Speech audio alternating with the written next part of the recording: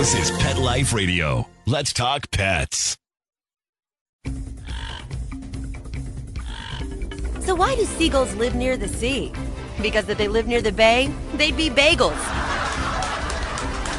Welcome to Wings and Things, where you'll find real answers to real questions about everything you want to know about pet birds. Care, feeding, bird products, travel, and more. Everything to make your frequent flyer a happy camper. From parrots to parakeets, cockatiels to cockatoos, you'll have a bird's eye view of everything there is to know about your fun, feathered friends. So, spread your wings and get ready to fly with your Wings and Things host, bird expert and author, Susan Chamberlain. Hi, welcome to Wings and Things on Pet Life Radio. I'm your host, Susan Chamberlain, and here on our inaugural podcast, we're going to be talking about bird care for Birdbrains, the least you need to know. Okay, suppose you just got a new bird and you need a crash course in parrot parenthood.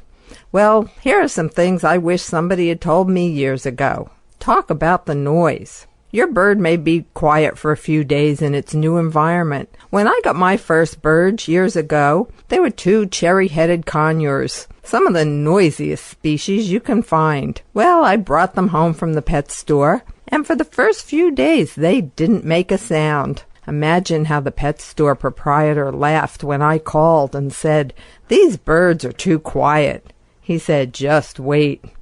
Well, it didn't take long before it was morning to night, Amazon jungle, right in my own home. That's exactly what it sounded like. Well, noise is their way of communicating. Birds communicate to warn each other of impending danger, to say, "Hey, I found food," and just to communicate with their flock. If a normally chatty bird suddenly becomes quiet or silence is accompanied by other symptoms like listlessness, a nasal discharge, or lameness, or puffy feathers, consult an avian veterinarian. You can find an avian veterinarian by logging on to www.aav.org. Develop a relationship with a veterinarian before emergencies arise. Mess Management 101. That's something that you are going to have to excel in. Birds are messy. Their favorite game is fling the food, toss the toys, and watch my servant clean them up. You'll learn. You'll develop a very close relationship with at least one vacuum cleaner, and paper towels are going to be on your grocery list from now on. It's very important to clean up after your bird because spoiled food can cause disease if eaten. Bird droppings, once they dry, can aerosolize. They'll be floating around in your home like little dust particles, and you certainly don't want to inhale that. People with asthma and other breathing difficulties may be especially affected. Food. Birds do not live by seed alone. Supplement your pet's diet with pellets and treats specially formulated for birds. Fresh fruits and veggies, pasta, a protein source such as well-cooked eggs, beans, or meat. Dump those brown grapes and mushy carrots. Don't feed your bird anything you wouldn't eat. Use vitamin supplements according to package directions and veterinary advice. Birds that eat pellets or formulated diets may not require additional vitamins. So read all package directions very carefully. And again, consult your avian veterinarian if you have questions. Also, many packages may have an 800 number that you can call and ask questions of the company directly. Grit and gravel is something that used to be commonly found at the bottom of bird cages years and years ago. It's still sold in pet stores, and the veterinary conclusion is that most birds don't need it. Most vets will advise against it. If a bird eats too much grit or gravel, it can get an impaction in its crop or digestive system. So you generally do not need grit or gravel, especially for the larger species. Birds such as canaries or budgies may benefit from a few grains of grit or gravel occasionally. But basically the birds have everything they need to digest their food, and they don't need it. Another use for grit or gravel, if you do have some in your cabinet, use it on top of your houseplant soil. It'll help sweeten the soil, and it'll be a first line of defense if your bird does happen to land on a houseplant and start digging around there. Forbidden foods. It's great to give our birds things that we like to eat, and many of them actually beg. I call my Amazons spaghetti hawks. If they see Italian food in the house, they are just all over it. They're just leaning out and eyeballing it. They just can't wait to have their little treat of pasta. So I prepare a special bowl for them, and I use a clean fork or spoon to serve it to them in their treat dishes. I don't take a fork out of my mouth and feed the birds. I don't allow the birds to eat out of my mouth or off my plate. We have bacteria in our systems that aren't natural to birds, so it's not a good idea to allow your bird to eat off your spoon or your plate. There are some forbidden foods that are toxic to birds and possibly other animals as well. One of them is chocolate. The theobromine in chocolate is harmful to birds and especially to dogs as well. Avocado. Parts of the avocado plant, fruit, skin, seed can be toxic to birds. And there have been avian deaths reported because of avocado ingestion. Alcoholic beverages, absolutely forbidden. When you have a party, don't allow your guests to let their birds drink out of their glasses. Not a good idea. Cola drinks aren't good either, but alcohol can be very toxic. Candy or sugary snacks. One little grape or one little bite of candy to your bird can be equivalent to you eating a whole candy bar. So be very careful about allowing sugary snacks to your bird. Just moderation in fruits and other things that contain sugar. Don't feed them sugary cereal, candy, or other things like that. Sometimes in a bird mix you'll find dried papaya, dried pineapple. That's very sugary as well and should only be offered to your bird in moderation.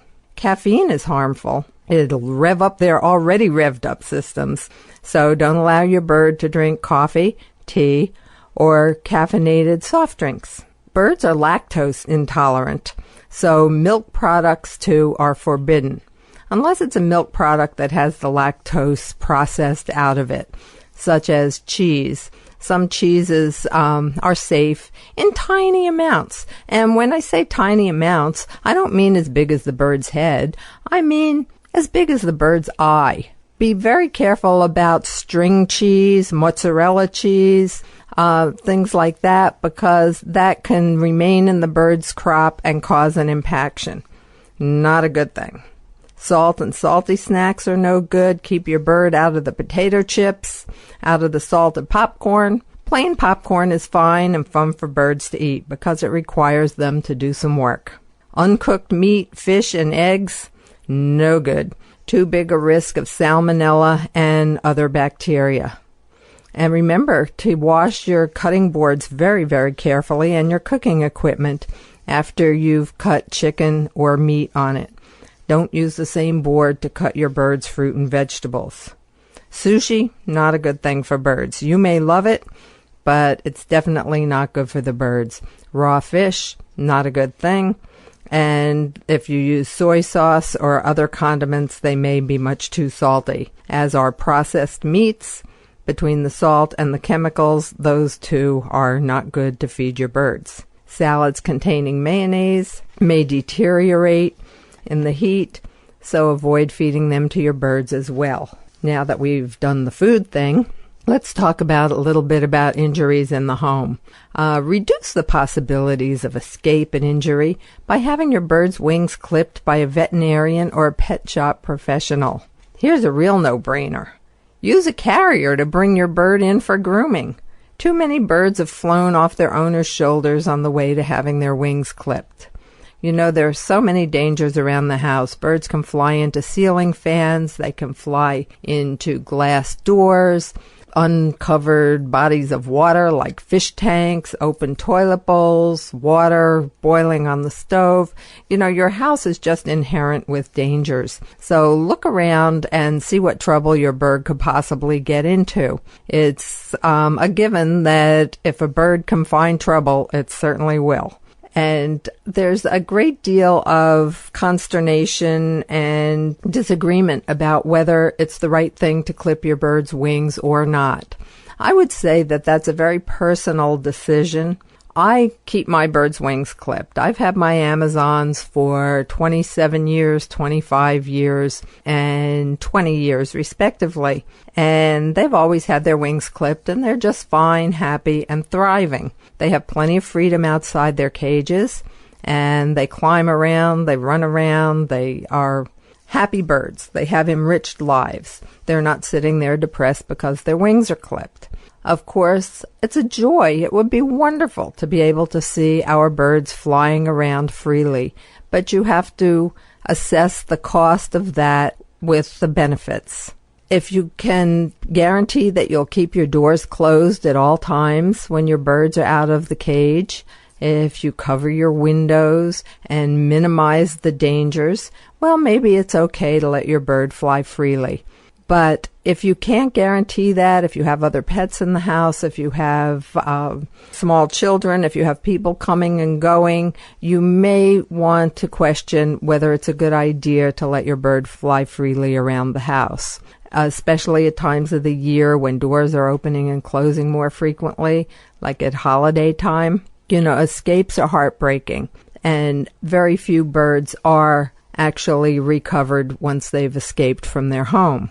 Things are a little better now than they used to be. Years ago, when the birds were all imported into the United States, they were wild caught and they acted pretty wild. So if one escaped, there was probably less than a 5% chance that that bird would ever be reunited with its human companion. Now the birds in the United States, ever since 1992, imports have been prohibited. So the birds are, for the most part, captive bred and hand raised. So that makes them much better pets and much more apt to come to a person rather than fly away in fear. So there is a better recovery rate for these birds when they're lost than there was in the past. Often they'll walk up to somebody. I have one of my birds because it walked up to someone in their driveway. And try as we might, my bird club and I and other people were never able to locate the owner. So the bird is still at my house. And it's a nice bird. I can't believe nobody was looking for this bird, but the tragedy is maybe they just didn't know where to look. So the bird's wings were not clipped, and it was healthy, obviously not out for too long because it hadn't been beaten up by other birds or starved, but it may have flown a great distance. So assess the pros and cons of wing clipping, discuss it with your avian veterinarian, discuss it with other bird owners, and evaluate your lifestyle before you make a decision. And always have your bird's wings clipped by someone who is well qualified to do so. I've had birds for almost 30 years, and I never clip their wings. I'm too much of a mother hen. It's just like I just worry too much over it and worry that I'm going to do something wrong or hurt them or whatever. So a friend of mine who is a very experienced bird groomer, she's been in the business for most of her adult life, I would say. She comes and clips them several times a year. But it's something that a qualified person can do because you don't want to clip a blood feather. That's a living feather, and if it's cut, the bird can bleed from that feather. The remedy for a cut blood feather is to actually pull the feather out of the wing completely and then apply direct pressure to that wound until the bleeding stops.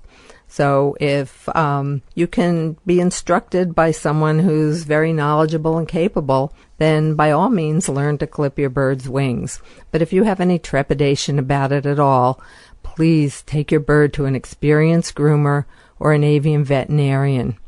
Experienced groomers are really great because they often groom birds from morning till night, especially if they work in a busy bird store. So they're very experienced. They know how to handle them. They know how to look for signs of stress. One of my friends that grooms birds barehanded so that she can feel the heartbeat as she's grooming the bird.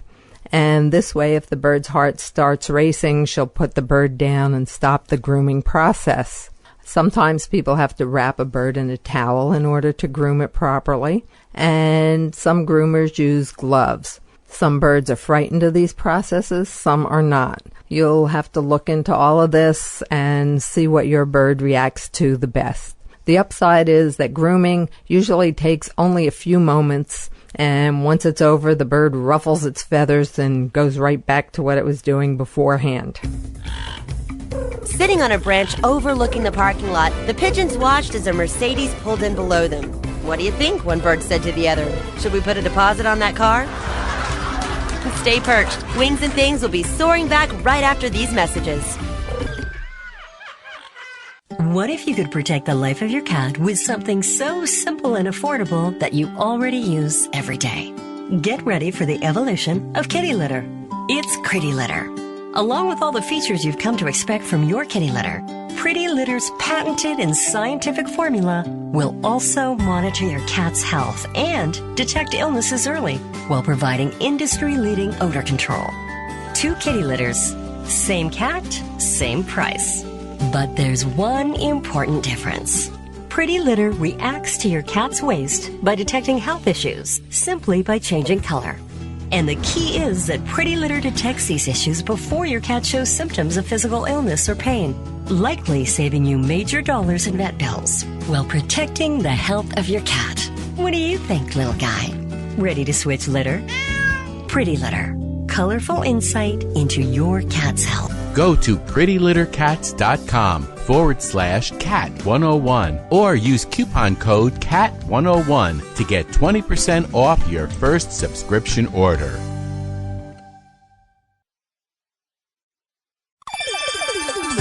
Let's Talk Pets on PetLifeRadio.com. A Frenchman walks into a bar with a parrot on his shoulder. The bartender asks, "Where did you get that thing?" The parrot replies, "In France. There are millions of them."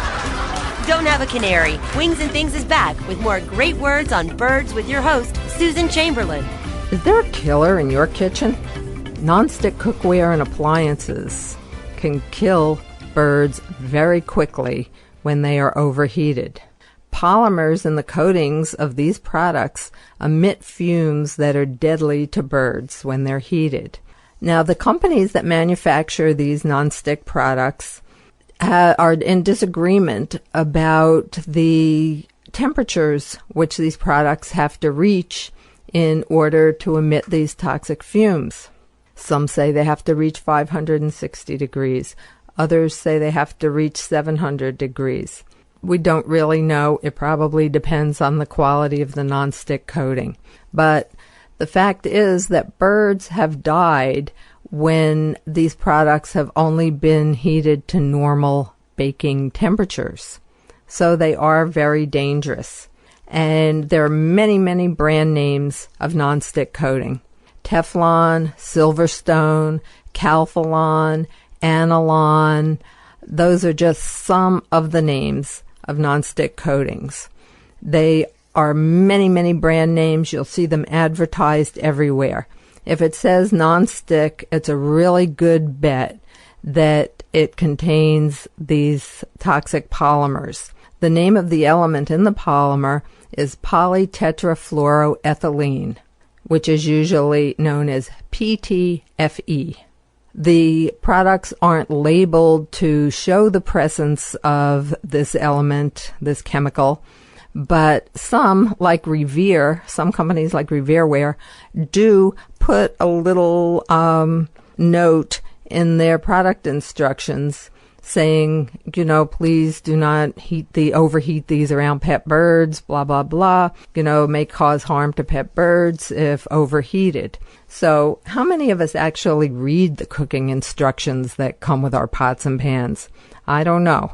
So, beware of this and let your friends know too. You have some great alternatives. You can switch to stainless steel, enamel, aluminum, or glass cookware, or just plan to eat out a lot. That sounds a lot better to me. Beware of self-cleaning ovens too, especially around holiday time when you're tempted to put them on the self-cleaning cycle. Smoke products from stuck-on food and emissions from chemical coatings on the insulation in these ovens can be deadly. Open the windows and relocate your birds when you clean the oven this way, or when you use chemical oven cleaners too. Many people report success just by wiping out their ovens with white vinegar and water after they cook, and that seems to really clean it up pretty well. Of course, you can use an aluminum foil oven liner inside your oven to catch spills. That always works, keeps your oven a lot cleaner. And, I have people who tell me they haven't cleaned their stove in years because they're too afraid to do it with the birds in the house. So, get the birds out of the house, clean the stove. Once the stove is cleaned, if you're using a chemical oven cleaner, run it through a heated cycle a couple of times before you bring the birds back into the area. And don't keep the birds in the kitchen. That's really the worst place to keep a bird. How many times years ago did you hear, "Oh, my bird just died. I don't know what happened. The bird, quote, just died." Well, they probably didn't just die. They were probably exposed to some sort of kitchen fumes that killed them. So be very careful. And the top 3 things you can do when you're cooking in your home: ventilate, ventilate, ventilate. Open a window. Indoor air pollution can be very harmful. Also, we did talk about the toilet lids and fish tanks a little bit before. So unless your bird has webbed feet, it can't swim. So make sure to keep these covered, especially when your bird is out of its cage. Torment the dog or cat by insisting the bird ride around on its head, and your feathered friend may pay for it later. Bites and scratches from mammals or reptiles are always serious. You have about half an hour to get your bird to a vet before bacteria begin racing through its bloodstream. Dogs and cats have a bacteria in their mouths called Pasteurella. And when cats wash themselves and lick their paws, they transfer this Pasteurella to their claws. If they scratch the bird, even lightly, that can be transferred to the bird's bloodstream. And if a dog bites a bird, that's how the Pasteurella can get into the bird's bloodstream that way. So be very careful with other pets and take your bird to the vet immediately if the skin is broken by an attack from a cat or a dog. Even if it looks minor, it may not be, and your bird may need to be put on antibiotics immediately. Do you have houseplants in your house? Well, they look like salad to your bird, and some of them are poisonous. I keep my birds away from the houseplants, even the safe ones. But be wary of poisonous plants. Those grown from bulbs, like tulips, daffodils, etc., are very poisonous. And holiday plants, holly, poinsettia, and mistletoe, are toxic as well. One good rule of thumb to follow: if a plant is associated with a holiday, it's probably poisonous. So keep it away from your bird. Philodendron are poisonous. Kalanchoe, I just learned, is poisonous. So don't let your birds eat these plants. Out in the jungle, they may eat some of these plants, but then they also go to clay licks. They eat things on the ground that help neutralize these toxins. And these aren't available in a captive environment. So be very careful about houseplants where your birds are concerned. One exception is spider plants. Spider plants seem to be fairly innocuous, and they grow easily and well. There's been some research that suggested they actually remove some of the toxins from the air. That research was refuted and then again validated. I think you probably have to have hundreds and hundreds of spider plants in order to have any appreciable reduction of indoor air pollutants. But the point is that if your bird lands on a spider plant and eats some of it, it is probably going to be very safe, as long as you haven't sprayed the plant with pesticides or fed it with some toxic form of plant food or given it a systemic pesticide. If your plants get bugs, throw them out. Make sure you wash your hands before you handle your birds. Birds don't catch our colds, but they are susceptible to some of the creepy crawlies on our skin and in our bodies. Humans harbor E. coli. We may have, picked up a staph germ somewhere. So be very careful about handling your bird. Keep a waterless hand sanitizer handy for quick cleanups, or do what I do. I just keep a spray top on a bottle of alcohol on my counter and spray my hands with that. Kind of dries them out in the winter, but I use that to clean countertops and everything else too. But wash your hands before you prepare your bird's food. And if you get a new bird, make sure that you quarantine that bird away from your existing birds, and wash your hands again after you've handled the new birds and before you handle your existing birds. It's very, very important. They talk about humans having colds and everything transmissible by hand contact. Well, germs that birds get are often transmitted by hand contact as well. And if you've handled food, prepared chicken, or, prepared your meal, cleaned out the litter box for your cat, changed a baby's diaper, anything, make sure you really wash your hands well before you pick your bird up. Do you know that your bird requires 12 hours of quiet time every day? Yeah, your bird really needs to sleep. It's not a nocturnal animal. In the wild, birds wake up at dawn and they go to sleep at dark. Amidst a lot of chattering beforehand, you'll probably notice with your bird when it wakes up early in the morning and starts carrying on saying, "Hey, I'm happy to be alive." It may not sound like that to you.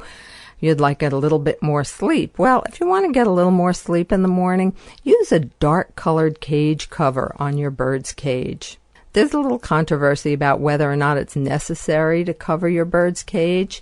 It used to be to protect them from so-called drafts. A bird won't get sick from a draft alone, unless it's so cold it significantly lowers its body temperature and makes it susceptible to germs. If you think about it, birds live outdoors. I mean, there's always wind or a draft. But anyhow, a cage cover can give a bird security, signal that it's time to go to sleep at night, make it feel secure in its nest, which is actually its cage, and in certain climates help keep flying insects out of the cage. When I lived in Florida, I felt that it was a good protection against mosquitoes and no-see-ums. So it'll help your bird too if you've got the lights on and everything at night. Just when it's time for your bird to go to sleep, cover your bird up, and you'll hear it chortling to itself in there as it settles down to go to sleep. Birds hide illness very, very well. So be alert for abnormal droppings, tail bobbing, if the tail's bobbing up and down while the bird's at rest on its perch, lethargy, decreased appetite, increased thirst, drooping wings, and other unusual signs. If a talkative bird suddenly stops talking, that can be a sign of illness. If the nostrils are clogged up, that's definitely a sign that there may be something wrong. So consult your avian veterinarian for specific advice. It's very important. Birds hide their illnesses, and you often don't realize it until the bird is seriously ill. So look for these little signs of illness. Provide your bird, with shelter from direct sunlight in the house. A bright light is nice. Natural light is good. A little sun is fine. But your bird needs to be able to get out of the sunlight. Constant cold drafts from an air conditioner, aren't good. As we discussed before, if it's a breeze isn't going to hurt your bird. A drop in temperature alone isn't going to hurt your bird. But a constant deliverance of cold air may lower the body temperature and make your bird susceptible. Sanitation is mandatory. Can't say this enough. Clean cage, clean water, clean dishes every day. Don't just dump out that water dish and fill it with water again. If you do that after 2 or 3 days, it's going to be pretty slimy in there. So wash those dishes out. Keep a couple of sets of dishes and replace the used dishes with a nice clean set every day. Then you can wash the other ones at your leisure. Birds aren't dogs. They don't respond to punishment or thumps on the head. You'll have to resort to parrot psychology. Read articles and books on bird behavior. Listen to the upcoming programs on Pet Life Radio. Join a bird club and network with other bird owners. And realize that your bird is an individual. It's a sensitive, intelligent creature. The bird needs physical and mental stimulation and a really strong relationship with you in order to thrive. You know, you need some equipment for birds as well. Lots of it. Would it be kind to describe your home decor as haute avion? I totally understand. Your bird occupies a position of honor in the family room. The cage carefully chosen to suit its needs and complement the surroundings. Then all the rest of the stuff moves in. Cage covers, tea stands, bird gyms, carriers, special light fixtures, toys, treats, and other avian accoutrements soon litter corners, closets, and counters. Perhaps that tea stand does double duty as a clothes rack. And hey, is that carrier being used as an end table? Do you really need all that stuff? Well, you can create a clutter-free avian lifestyle by designating an alcove, a corner, or an entire room just for the birds. Make a rule that anything in this area must be bird-related. Well, we're ready to sign off Wings and Things on Pet Life Radio. I'm your host, Susan Chamberlain. Bye-bye. Join us every week on Wings and Things with your host, Susan Chamberlain, and get a bird's eye view of everything there is to know about pet birds and how to make your frequent flyer a happy camper. Wings and Things, only on PetLifeRadio.com.